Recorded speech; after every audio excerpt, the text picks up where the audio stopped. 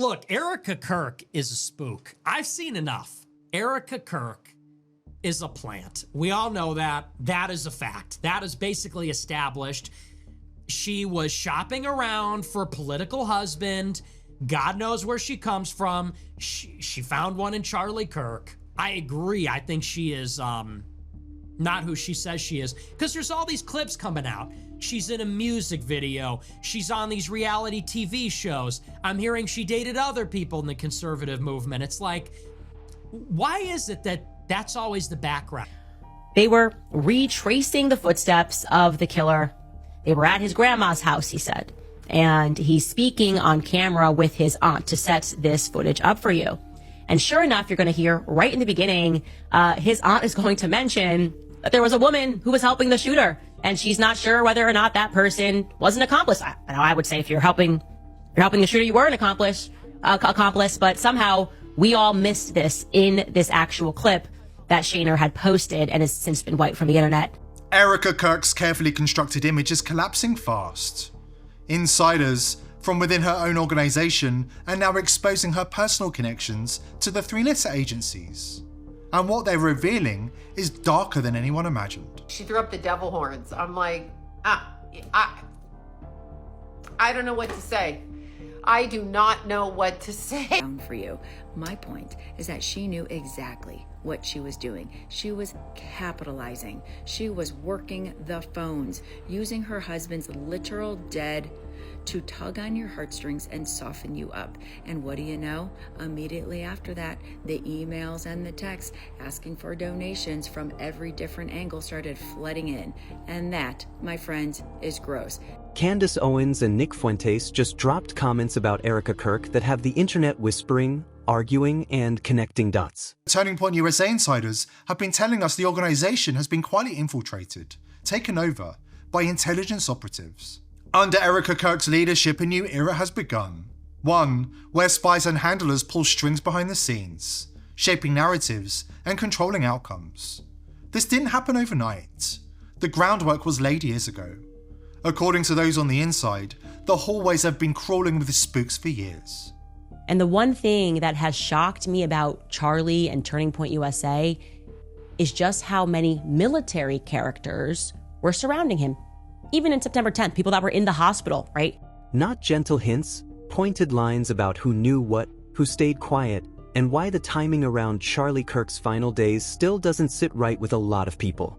Their messages weren't identical, but the vibe matched. Look, Erika Kirk is a spook. I've seen enough. Erika Kirk is a plant. We all know that. That is a fact. That is basically established. She was shopping around for a political husband. God knows where she comes from. She found one in Charlie Kirk. Do you think Charlie Kirk is the Riz master? He's not a good-looking guy. Dude, you know what she said on a podcast? I saw a clip of her on a podcast, and she said, I can't focus with him in the room because I'm just going to be looking at him. Now, that's some good acting. Now, you had me. Then I saw that clip. You know, maybe you had me when she did the first speech next to his chair. But when I saw that clip and she said, I'm not going to be able to focus with him in the room, he's too handsome. It's like, now that's some bad acting. That is some serious, that is a serious acting job. So I think she's a plant, obviously. But does that mean that they took him out to put her in? Not necessarily. I think that it's a political marriage. She's an operative. He's an operative. He happened to be killed. She's going to take over his responsibilities. It is what it is. I agree. I think she is not who she says she is, because there's all these clips coming out. She's in a music video. She's on these reality TV shows. I'm hearing she dated other people in the conservative movement. It's like, why is it that that's always the background? There's more to this story, and it might be closer to home than anyone expected. Here's what's fueling the chaos. Candace suggested pressure around Charlie was coming from people he trusted.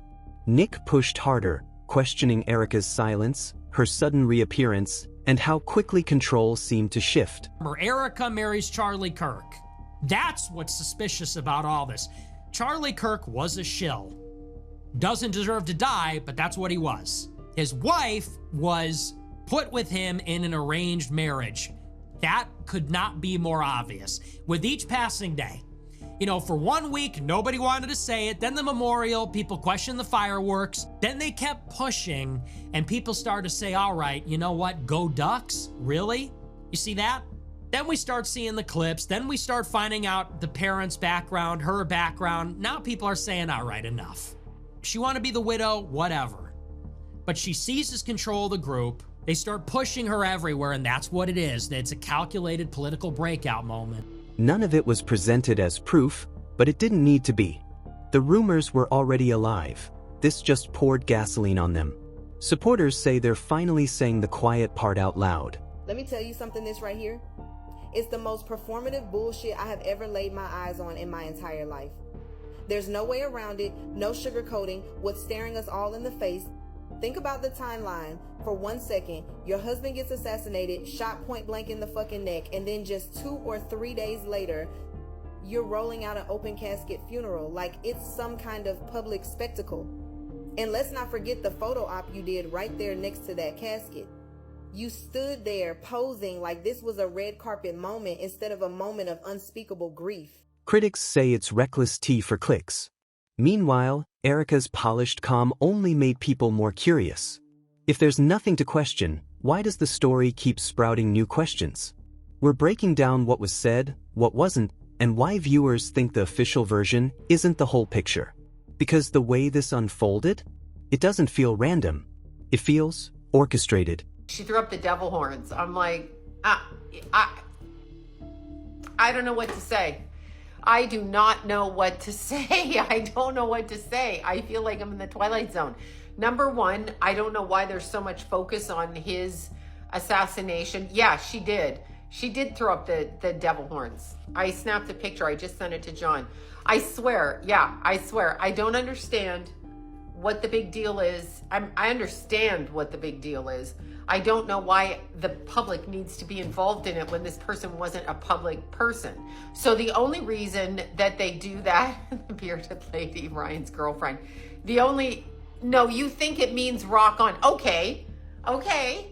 So it doesn't mean that. It can mean that. They say it means that. I don't do it. I'm just asking you I'm just asking you, your husband dies and you decide to do that? Just please tell me. Like, just fucking tell me. Because it's the Jesuits, I can't say it. The priests back in the back use it, and it's satanic. But the spark that lit this fire wasn't a theory. It was a handful of very specific comments that changed the tone overnight. The part that really poured fuel on this situation wasn't just what Candace and Nick said, it was the silence on Erika's side. And not the kind of silence people associate with private grieving. This felt different. It had a polished, almost managed energy to it, and viewers picked up on that fast. That's gross. Or everyone grieves differently. And so for those who said everyone grieves differently, yeah, that's obvious. Everybody does grieve differently. I know that, but you missed my entire point, and so I want to break it down for you. My point is that she knew exactly what she was doing. She was capitalizing. She was working the phones, using her husband's literal dead to tug on your heartstrings and soften you up. And what do you know? Immediately after that, the emails and the texts asking for donations from every different angle started flooding in. And that, my friends, is gross. Not just from her, but for all of the parties that capitalize on. After Charlie's passing, most people expected to see at least a short message, a raw moment, or some sign of heartbreak from Erika. But instead, nothing. Days turned into weeks, and the silence got louder. No interviews, no spontaneous posts, no emotional tribute, just a quiet that felt too controlled to be accidental. And because the internet never sits still, that silence didn't read as privacy to a lot of viewers, it read as avoidance. People began asking why everyone else seemed to be talking around Erika, but she wasn't saying a word herself. It was like she was present, but only through carefully filtered statements. And that's exactly when the theories started bubbling. Like before, we didn't see hide nor hair of Erika Kirk.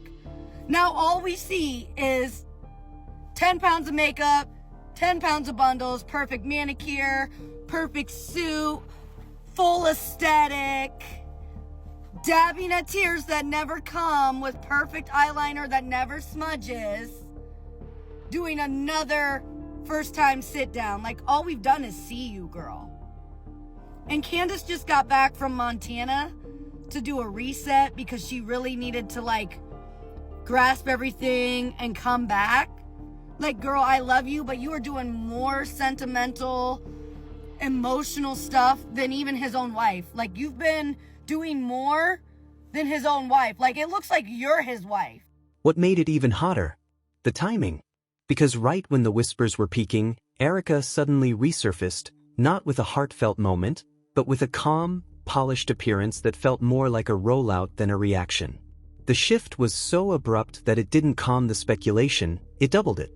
And that silence then sudden composure combo?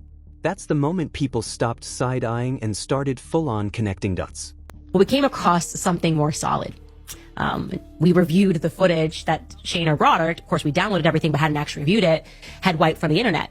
And yeah, the proof is in the pudding, and I'm going to let you hear it. Now, to set this up, you will recall that Shayna and his close friends that nobody knows, apparently, they were retracing the footsteps of the killer. They were at his grandma's house, he said. And he's speaking on camera with his aunt to set this footage up for you.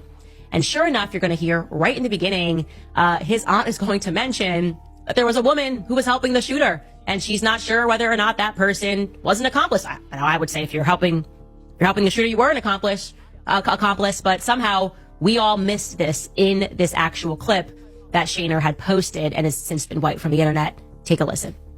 If you time how long it took him to get from that little part over to here, was way longer than it should have been. So I wondered if the girl... If there's one thing about Candace Owens, it's that she doesn't tiptoe.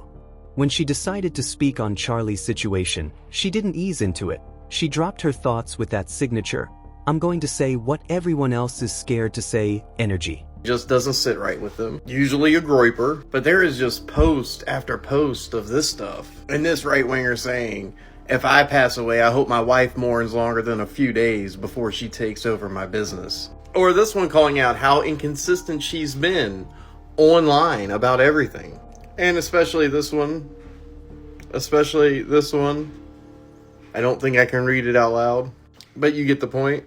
I mean, I will say, just on my own personal grieving experience, that, yeah, this seems incredibly soon to be doing anything after you've lost your husband. But people do grieve in crazy ways. But I think this is hitting a lot of people the same way, as something just doesn't feel right with this entire operation.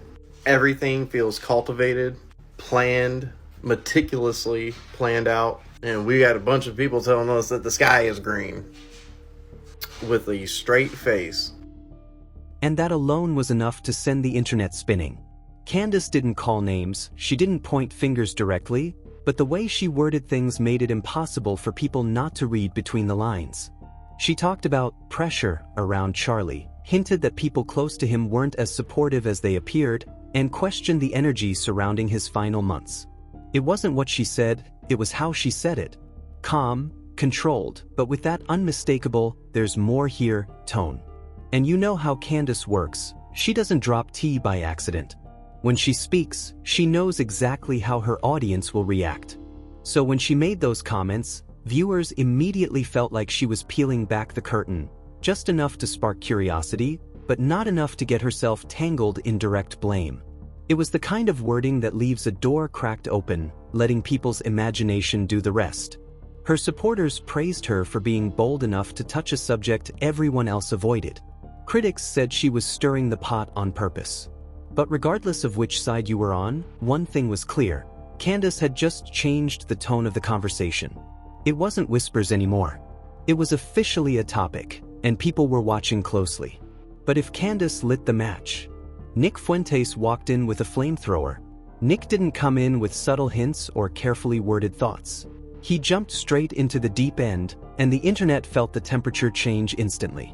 His delivery wasn't cautious or coded. It was blunt, loud, and designed to provoke a reaction, and wow, did it work. Nick's commentary didn't just add to the discussion, it supercharged it. He echoed some of the same themes Candace touched on, but he said them in a way that made people sit up, lean forward, and go, "Hold on, what is he implying?" And that was enough to send social platforms into chaos. Suddenly, TikTok stitches, Twitter threads, and reaction videos were everywhere, not calmly analyzing, but reacting. What made Nick's involvement so explosive was his tone. Candace sparked curiosity. Nick sparked theories. Even people who don't normally follow him or agree with him were tuning in just to see what he'd say next. And the more people shared clips of Nick's commentary, the more the story warped, twisted, and took on a life of its own. He didn't start the rumor storm, but he absolutely turned it into a Category 5. And here's where the tea really boils. The internet isn't neutral with Nick. His reputation alone makes anything he comments on instantly polarizing. So once he inserted himself into the conversation, it wasn't just discussion anymore. It became a fandom war zone. People were either nodding along like he was exposing a hidden pattern, or calling him reckless for stirring the pot on a sensitive situation. But either way, the result was the same. The storyline blew up bigger than anyone expected. And now, with both Candace and Nick's voices fueling the conversation, the internet wasn't just watching quietly, it was invested. But the moment things truly took a turn was when Erika finally resurfaced, and her return didn't calm the drama. It made it even louder.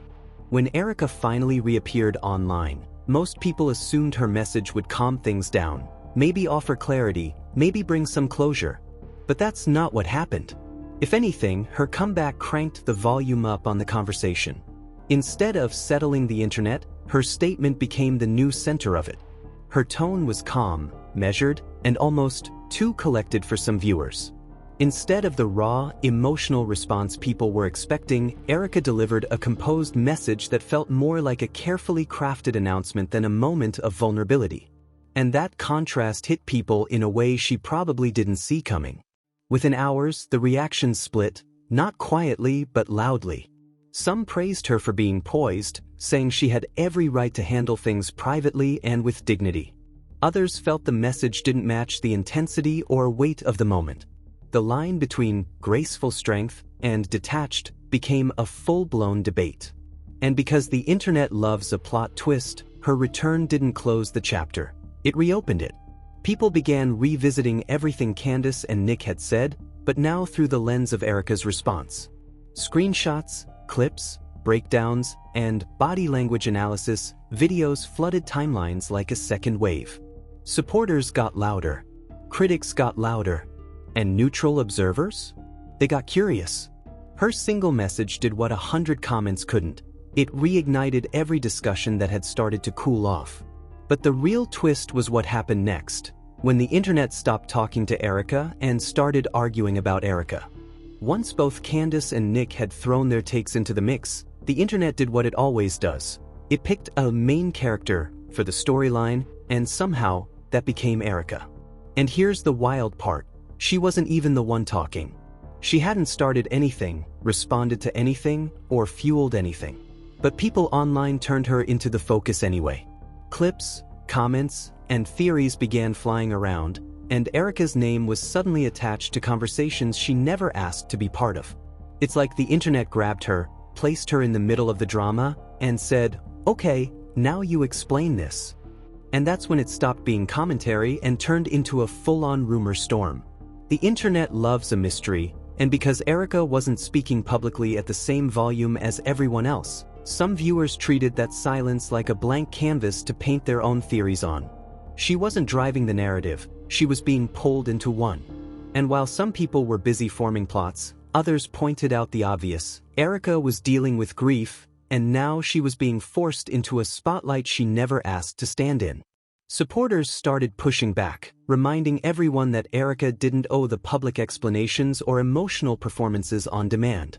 They argued that she was being dragged into chaos she didn't create, simply because her name was easy to attach to a trending storyline. Critics of the rumor spreaders said it outright.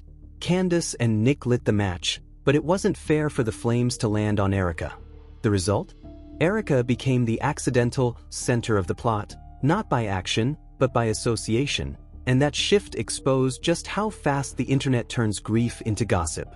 And when Erika finally decided to speak for herself, nobody was prepared for how much louder things would get. Just when the online theories were getting out of control, another wave hit social media, but this time, it wasn't more speculation. It was people stepping in to protect Erika.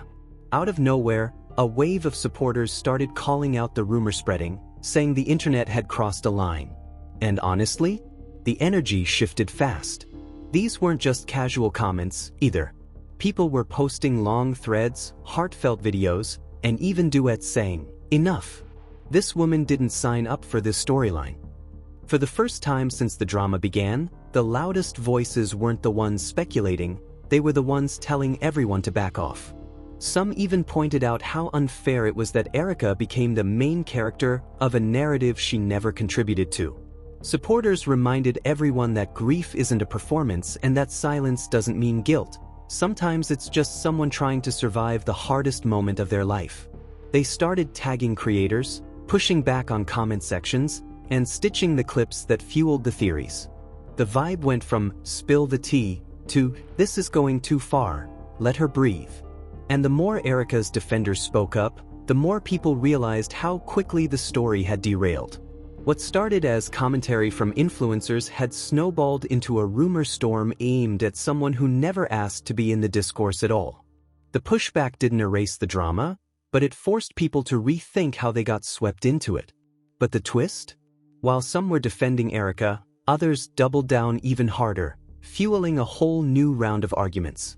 And that's when the conversation shifted one more time, away from Erika completely, and back to the two people who lit the spark in the first place.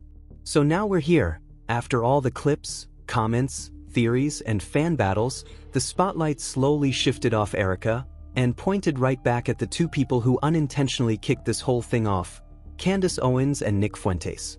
Because once the dust settled, people started asking a different question: how did a few vague comments explode into this level of chaos? Looking back, it's wild how fast the internet turned grief into gossip. Two influencers shared their thoughts, the audience ran with it, and suddenly a private person was placed in the center of a narrative she never asked to be part of. And that's the part that made a lot of viewers take a step back, realizing how easy it is to forget there are real lives behind the tea. The truth is, nobody online had the full story. Everyone was reacting to fragments, tone, silence, and assumptions, the perfect recipe for a digital wildfire. And even though Candace and Nick may not have intended for things to go that far, their voices were loud enough to shape the entire conversation. That's the power of influence in today's culture. One sentence can turn into a storyline the internet treats like fact. If this whole situation exposed anything, it wasn't secrets. It exposed how quickly a narrative can twist, spread, and turn into something hurtful when people forget to pause and ask, do we even know what we're talking about? So maybe the real takeaway isn't about choosing sides, defending creators, or debating a grieving person's behavior. Maybe it's a reminder that not every silence is a mystery, not every comment is a clue, and not every tragedy needs an audience turning it into content.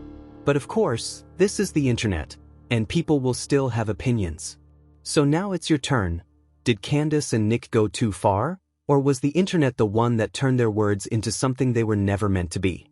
Drop your thoughts below, because this conversation isn't ending anytime soon.